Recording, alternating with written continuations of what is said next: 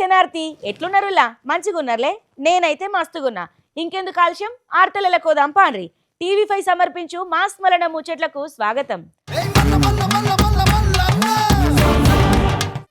అనుకున్నట్టే అయిందుల్లా ఎస్ఐఆర్ పెట్టే కదా ఎవలెవలికి ఓటకు ఉండాలి ఏంది ముచ్చట ఎన్ని తీసేయాలి ఎవరి పేర్లు తీయాలి ఏంది కథ అనే దాని మీద గదైతే పురాగా ఒడిసింది ఓట్లు సుత మస్తుగానే తీసేసిర్రు ఇక ఇప్పుడు రాజకీయ నాయకుల నజర్ మొత్తం గిట్ దిక్కే ఉన్నది అయ్యో ఎంతమంది పేర్లు పోయినాయి గట్ల మాకు కావాల్సిన వాళ్ళు ఎంతమంది ఉన్నారు మా పార్టీ వాళ్ళు ఎంతమంది ఉన్నారు మా నియోజకవర్గంలో ఎంత పోయినాయి ఏ నియోజకవర్గంలో ఎన్నెన్ని పోయినాయి అసలు ఏ నియోజకవర్గంలో ఎంత ఉన్నాయి మరి మనకు కావాల్సిన జాగాలు గట్టిగానే ఉన్నాయా కావాల్సిన జాగాలనే పోయినాయా అనే దాని మీద ఇక మొత్తం మీద నజరేసిర్రు ఇక గిదిరి మీదనే నడుతుంది కథ అంతా ఇక అసలు ముచ్చటేందో ఒక్కసారి అరుచుకొని వద్దాం పారిపురాగా అనుకున్నంత పనైందో తెలంగాణలో ఎస్ఐఆర్ ప్రక్షాళనలతోటి 74 లక్షల ఓట్లు గల్లంతైనాయి దీంతో రాజకీయ పార్టీలల్లా కొత్త టెన్షనే కనబడుతుంది అసలు ఏ నియోజకవర్గంలో ఎన్ని ఓట్లు పోయినాయి ఇక వాళ్ళకు పట్టున్న జాగాల పరిస్థితి ఏంటిది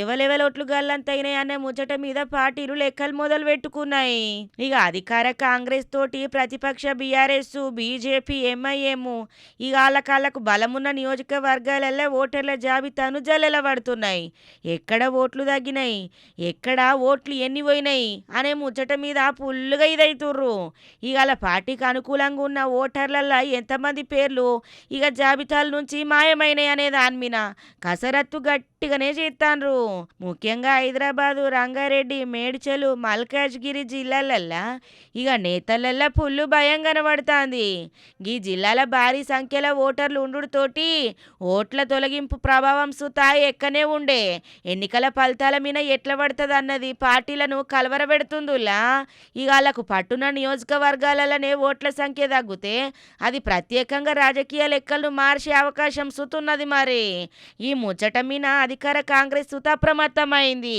జూమ్ మీటింగులు పెట్టుకుంటే పెద్ద ఎత్తున ఎట్లా చేస్తే మంచిగుంటది ఏందని చూస్తుండ్రు ఓటర్ల జాబితాను పరిశీలించాలి అని పార్టీ నేతలకు సూచనలు ఇస్తుంది అధికార కాంగ్రెస్ పార్టీ ఏందయ్యో మా మీద కోపం ఉంటే మా మీదనే చూపాలే గంతేగాని మా మీద పగబట్టి జనాల మీద చూపిస్తామంటే నడుతుందా కేటీఆర్ గిట్ల ఏసుడు కరెస్ట్ ముచ్చటలేదు మేము ఎక్కడ సుత తప్పు చేయలేము అంత మంచిగానే చేసినాం మా పండ్లన్నీ కరెస్టే ఉన్నాయి జనాలకు అసత్య మాటలు చెప్పి ఆగం చేతలు చెయ్యొద్దు జర మానుకో అని చెప్పి నేను అంటలేను మంత్రి శ్రీధర్ బాబు గిట్లా మాట్లాడుకొచ్చిండు మరి ఇళ్ళకున్న పంచాదేనాయే వీళ్ళేమో అధికారంలో ఉండే వాళ్ళేమో ప్రతిపక్షంలో ఉండే తెల్లారులైతే ఒకళ్ళకు పడకుండా మాటల కత్తులు మస్తుగా నూరుకుంటూనే ఉంటారు ఇక ఇప్పుడు గిట్లా మాట్లాడుకొచ్చిండు మరి ఏ ముచ్చట మీదకెళ్ళి గీ ముచ్చట వచ్చిందో ఒక్కసారి చూద్దాం పాన్రి మేం చేసింది ఏం లేదు కానీ జనాలను అసత్య ప్రచారాలతోటి అసత్య మాటలతోటి పక్కకు పట్టియాలి అని చూస్తుండు కేటీఆర్ మాకెరకలేదా ఇక నిబంధనలు ఎట్లుంటే మేం సుత గట్లనే పనులు చేసుకుంటూ పోయినాం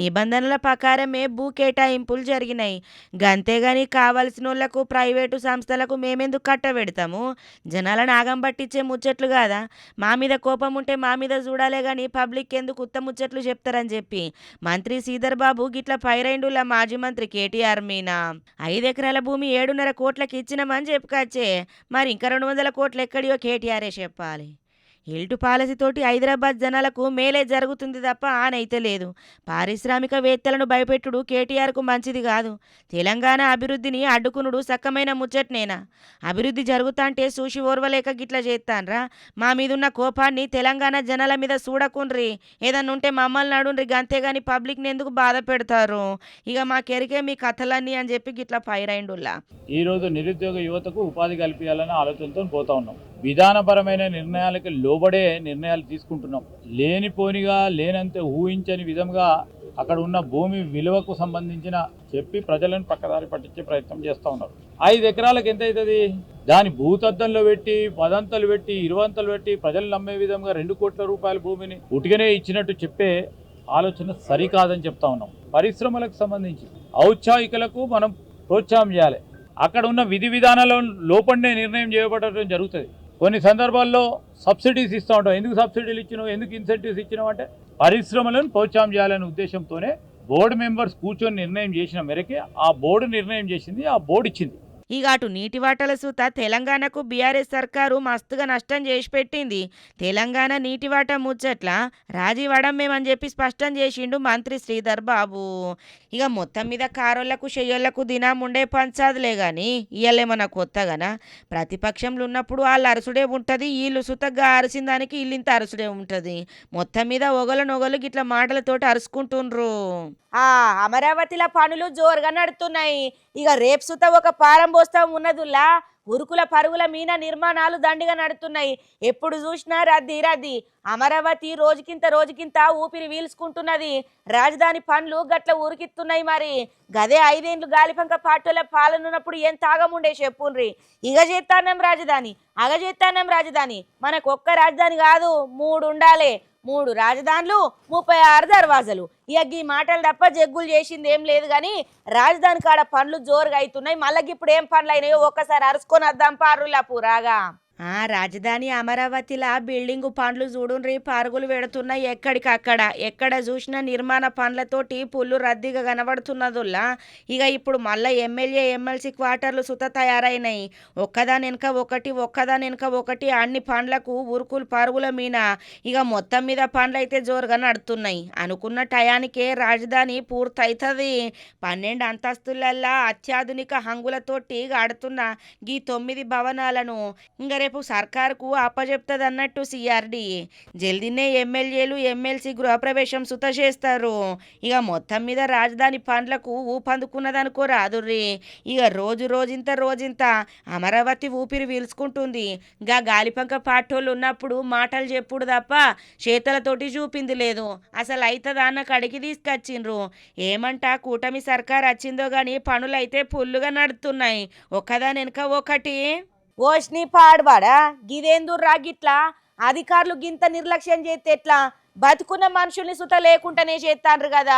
కరీంనగర్ జిల్లా కాడైంది ఓ ముచ్చట. మనిషి బతికే ఉన్నాడట, మరి ఆయన లేనట్టు చూపించిర్రట అధికారులు.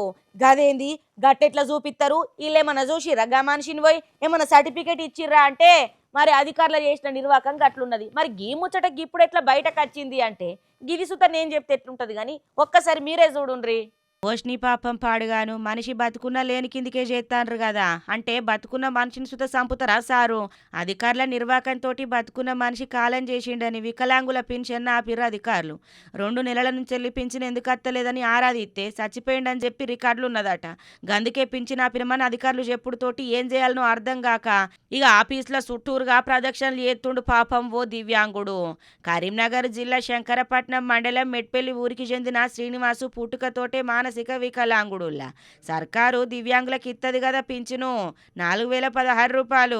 ఇక గదింతోటే బతుకు తెరువు నడిపిస్తున్నాడట. అయితే 2 నెలల కాంచెల్లి శ్రీనివాస్ పింఛన్ ఆగిందట. అకౌంట్లో పింఛన్ డబ్బులు పడతలేవట. పంచాయతీ కార్యదర్శి మండల జిల్లా కార్యాలయాల చుట్టూ చెప్పులు అరిగేటట్లు పొట్టు తిరిగిండట.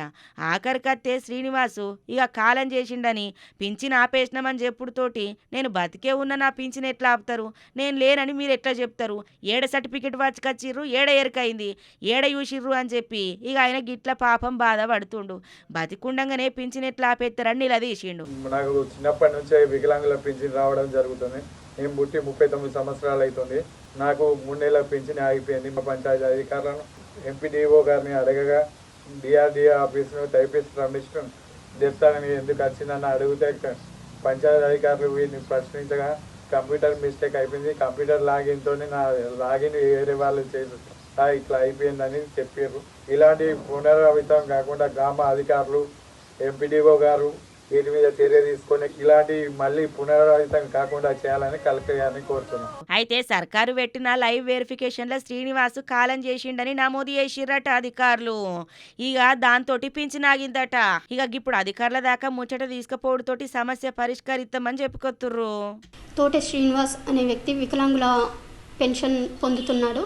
ఇతను రీసెంట్గా 2 నెలల నుండి పెన్షన్ రావట్లేదని మమ్మల్ని కాంటాక్ట్ చేయడం జరిగింది. మండలానికి వెళ్ళి అక్కడ సెక్షన్లో చెక్ చేయగా డెత్ అని చెప్పి నమోదు అయినట్లుగా మాకు కనిపించడం జరిగింది. దీన్ని వెంటనే మేము సొల్యూషన్ వెతికి దానికి సంబంధించిన ప్రాసెస్ కూడా చేయడం జరిగింది. ఇష్యూ కూడా త్వరలో రెక్టిఫై అవుతుంది. పెన్షన్ కూడా వితిన్ 1 మంత్లో రావడం జరుగుతుందని కూడా మాకు సమాచారం ఉంది. రే ఏసే రోడ్లేవో గట్టిగా వేసినా మంచిగుండు పోని వేసి మత్తు రోజులు అయింది మరి ఆనలు పడిపోయినాయి అంటే గట్ల కూడా కాదట. ఇక చిన్న చిన్న వానలకే పెద్ద రోడ్లు కొట్టుకపోయి గుంతలు వడుడుతోటి మస్తు అధ్వానం అవుతున్నదట నిజామాబాద్ జిల్లా దిక్కు. ఇక మరి వీటిని మంచిగానే చెయ్యరాదుర్రి, అచ్చటోళ్ళకు పోయేటోళ్ళకు బాగా తక్లీఫ్ అవుతుంది, ఎప్పుడు టక్కర్ అవుతుందో తెరతలేదు అని చెప్పి అక్కడ పబ్లిక్ అనుకత్తున్న ముచ్చట. పెద్ద రోడ్లే గంత ఆగమైతే ఎట్లా? పెద్ద రోడ్డు మీద పెద్ద పెద్ద బండ్లు సుతపోతాయి, రాత్రి పోవాలన్నా కష్టమే. ఆనలేమో మొన్నటి దాకా సంపుడు చంపినాయి ఘాటు, ఇక మొత్తం 7 కాడ కొట్టుకపోయినాయట. మరి ఇప్పటి మందమన్న పూతలేయుండ్రంటే గది సుత లేదట. ఇక చూద్దాం పారి నిజామాబాద్ కాడ రోడ్ల పరిస్థితి. అయ్యో నిజామాబాద్ జిల్లా దిక్కు రోడ్ల పరిస్థితే మంచిగా లేదు. ఇక అప్పటి మందం ఏదో తూతూ మంత్రం లెక్కేసిరు, చేతులు దులుపుకున్నారు. ఇక ఇప్పుడు పాపం పబ్లిక్ గోస చూడాలి. చిన్న చిన్న ఆనలకే పెద్ద పెద్ద గుంతలు పడి ఆగమాగమున్నది. ఆ రోడ్ల దిక్కు పోవాలంటే నిజామాబాద్ దిక్కు పబ్లిక్ పుల్లు భయపడుతుండ్రు, ఎప్పుడు ఏ టక్కర్ అవుతుందో తెలక. రాత్రి పూట పోతే కష్టమే. గిది నిజామాబాద్ జిల్లా కాడ పెద్ద రోడ్ల పరిస్థితి. ఇక మొన్నటిదాకా ఆనలు పడ్డాయి కదా మస్తు జాగాలల్లా, ఇక దీంతో మస్తు జాగాలలో రోడ్లు బ్రిడ్జిలు మొత్తం కొట్టుకపోయినాయి. ఇక చూడుండ్రి ఓ త్యాప ఆగో చూసిర్రా, R&B రోడ్లు గుంతలు గుంతలెక్క ఎట్లా మారినాయో. ఇక నిజామాబాద్ జిల్లాలో సుమారు 150 కిలోమీటర్ల దాకా రోడ్లు దెబ్బతిన్నాయటనుల్లా. ఇక అప్పటికప్పుడు పూతలేసి ఇంత మంచిగా చేద్దామన్న సుతా నిధులు లేక ఇక అవస్థలు పడుతుర్రట. బండ్లు నడుపుకునేటోళ్ళ తిప్పలైతే మస్తుగున్నాయి అనుకో రాదుర్రి. ఇక ఈ గుంతలల్లో ఎట్లా పోవుడు ఏం చేసుడు, రాత్రి పూట పోతే ఎప్పుడు ఏ టక్కర్ అవుతుందో తెలకుంటున్నది. ఇక ఇప్పటికన్నా అధికారులు గిట్టు నజరేసి గా నిధులేమో విడుదల చేసి ఇక రోడ్లు వేపిస్తే మంచిగా ఉంటుందని చెప్పుకొస్తారు. ఇంత మరీ ఘోరంగా ఉంటే బండ్లు పోవడు ఇదంతా ఏం బాగా ప్రాబ్లం అవుతుంది సార్. వర్షం పడితే నడరాని పరిస్థితి ఇది. ఏది మొత్తం మోకాలు మట్టి గుంతలు, వెహికల్ పోతే కూడా మంచిగా పోతలేవు సార్. మొత్తం బండి అంతా ఖరాబ్ అయిపోతుంది సార్. మొత్తం వెహికల్ ఎక్కడికి వస్తున్నాయి చూడండి. అంత ఘోరం ఉంటే మరి బండ్లు ఎట్లా నడిపించుకుని అలా ఎట్లా చేయాలి ఏం కథ? రోడ్డు మరి ఇక్కడనే దాదాపు అధ్వానంగా ఉన్నది సార్. నీళ్లు మాత్రం వర్షం పడితే విపరీతమైన బురద అవుతున్నది. బైక్ పోవాలంటే చాలా కష్టంగా ఉన్నది ఇక్కడ. ఇది కొంచెం ఏమైనా బాగా చేస్తే బాగుంటుంది. ఇది చాలా రోజుల నుంచి ఉంది. ఆ రోడ్డు బాగా అయింది తప్ప ఇది మాత్రం అంతే ఉన్నదండి. అయ్యయ్యో ఎట్లా చేసుడు ఏం కథ?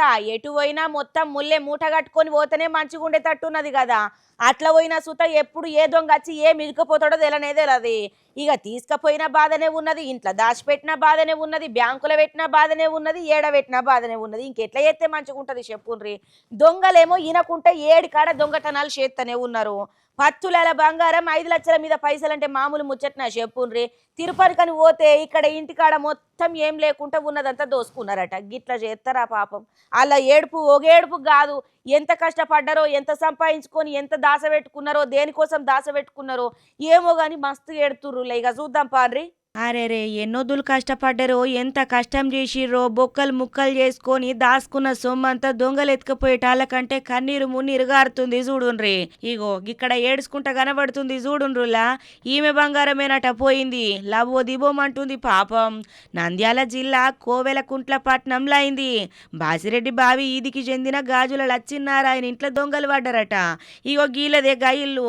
ఇంటి తాళం బలగొట్టి బీరువాలున్న 10 తులాల బంగారం, 5,75,000 రూపాయల దాకా పైసలు ఉన్నటాళ్ళు మొత్తం తీసుకుపోయేటాళ్ళకంటే పాపం దుఃఖంలో నిండుకున్నారులా. 8వ తారీఖు నాడు తిరుపతి పోయినరట గీ లచ్చినారాయణ ఇంటోళ్ళు. ఇక అచ్చటాళ్ళకంటే ఇల్లు మొత్తం గుల్ల వేసి కూర్చున్నారట చూడుండ్రి. పాపం పుల్లు బాధపడుతుంది కదా. ఇనకద్దాం పాన్రి ఆమె మాటలనే. చెప్కరా అక్క. 4 తులాలు చేస్తే లాంగ్ చైన్ ఉంది సార్. తులం బుట్టకమ్మలు, చెంపశారీలు ఉన్నాయి. మా వైంది 2 తులాలు జాచి గొలుసు ఉంది సార్. 1,50,000 ఇస్తాను వీళ్ళు వచ్చి అమౌంట్ 5 లక్షలు. నాకు ఫ్లాట్గా డబ్బులు 5,70,000 అని తెలుసు. ఏం పేరు మా పేరు? లీలా చూడు. ఎవరు? మాది ఈ ఊరే సార్, అత్తగారు. ఆగో చూసిన రానుల్లా దొంగలు పాడుబడ ఎంత అన్నల్లం తయారైతుండ్రు, ఎంత ఆగం చేస్తుండ్రు.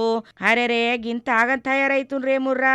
ఇక పనిచేసుడు సాతగాక జల్సాలకు అలవాటు పడి అల్కగా పైసలు సంపాదించుకునే తందుకు దొంగల లెక్క మారి ఉన్న సొమ్మంతా దోసుకొని కష్టం చేసుకున్న వాళ్ళ కంట్లల్లో కారపొడి కొట్టినట్టు చేస్తుండ్రు.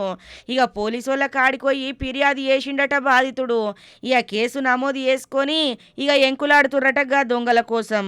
సర్కారు బళ్ళల్లో సర్కారు హాస్టళ్లలో చదువు మంచిగా ఉంటుంది, పిల్లగాండ్లు మంచిగా తెలివి కత్తరు, క్రమశిక్షణ ఉంటుంది, ఇక మంచిగా నౌకర్లు కొడతారు, చదువు మంచిగా చెప్తారు, బువ్వసుత మంచిగా ఉంటుంది అని హాస్టళ్లకు తోలితే కొన్ని జాగాలలో పిల్లగాండ్ల పరిస్థితి నెరియాధ్వానం తయారైతున్నది.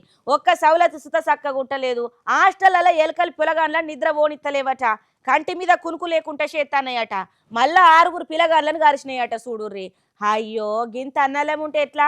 ఇక పెద్ద మేడకు చెప్పిన సుత పట్టించుకున్న పాపన పోతలేదట.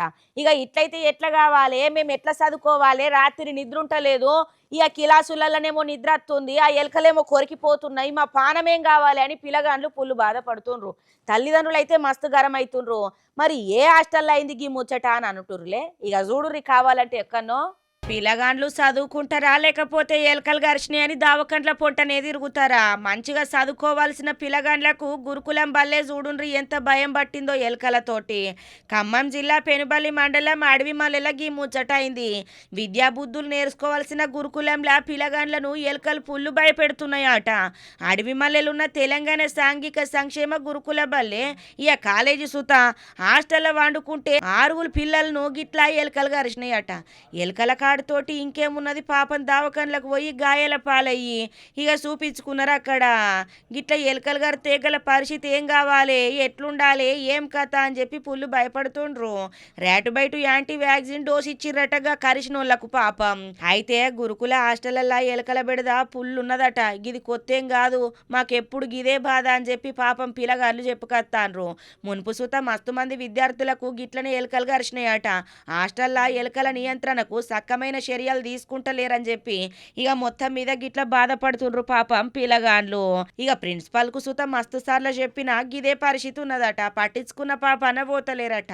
రాత్రులు నిద్ర ఉంటలేవు, తెల్లారులేసి ఎట్లా చదువుకోవాలి అని అనుకత్తారు. భయంతో బిక్కు అనుకుంటూ ఉంటుండ్రట.